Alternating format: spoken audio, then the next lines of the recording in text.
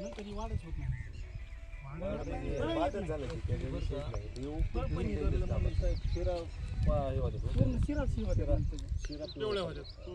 पान पिवळं पडतंय मध्ये, पान आहे शिरा आहे, शिरा हिरवी आता पान आहे ना, व्हायरस शिरा पिवळ्या पडतात ना. हा शिरा पिवळ्या पडून नंतर पान. हे जी वाढ आहे का संपली, ह्याच्यावर वाढत नाही. एकही मिरची येत नाही. आता ही आले ही फुलं, ही फक्त लई झाली एवढी मिरची येणार. रोगटच येणार आहे ती बी. नाही नाही, ते खायच्या कामाची बी नाही राहत. काळी पडणार, काळी पडती, भरपूर लागवड जास्त. आमचे प्रत्येकाचे 2-2, 3-3, 4-4 एकर. गेल्या वर्षी माझी वैयक्तिक 6 एकर. लाख रुपये खर्च धरला. 4-5 वर्षापासून चालू आहे, मला माहिती. 4-5 वर्षापासून चालू आहे. दासखेडला टोमॅटो, मिरची, झेंडू कंपल्सरी, खरबूज. खरबूज खरबूजा सीजन मध्ये खरबूज असतो.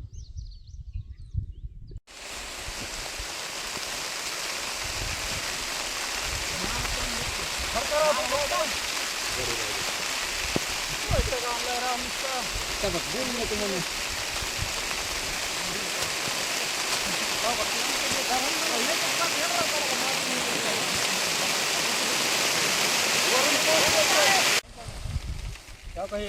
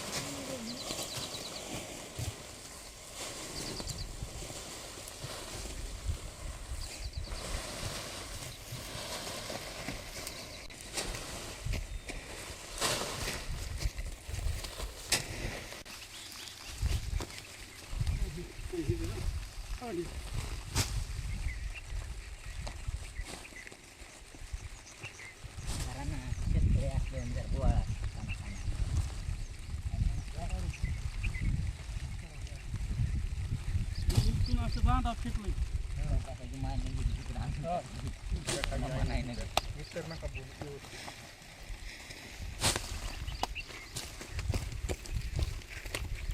काय चालू केलं दाखव. हे सगळा व्हायरस आला. तसं नाही, परशातन काढायचे बाबा हे. तर नाही, ही मिरची सगळी अशी उपटून फेकायसारखी झाली. हे राग हे असं काय, हे असलं शेतकऱ्याचं हे सगळं. पाऊस आला, उरकत घ्या. तीच झाड घ्या.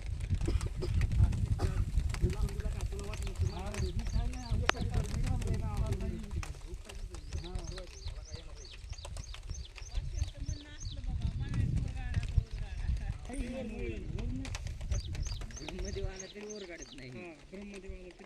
त्याच्यावर आहे का एखादा इंद्रजित.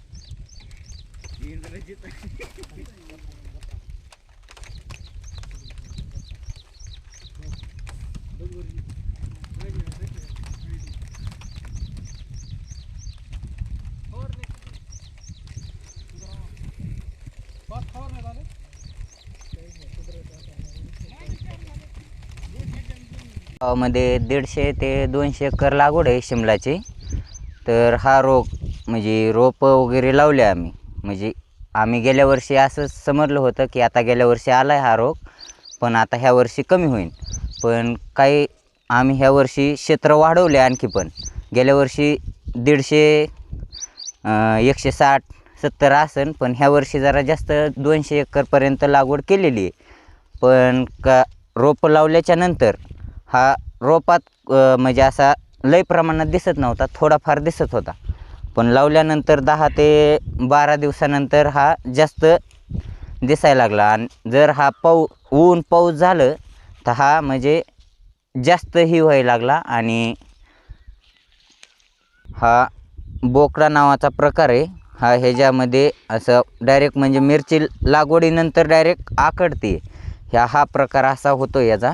म्हणजे ही एक झाड नाही, डायरेक्ट 100% झाले. ह्या वर्षी 100% झालेलं, गेल्या वर्षी 30 ते 40% होतं. त्यामुळे काय असं म्हणजे एवढं ही काय नाही झालेलं, पण ह्या वर्षी 100% झालेलं. हा प्रकार खूप वाढलेला आहे यंदा.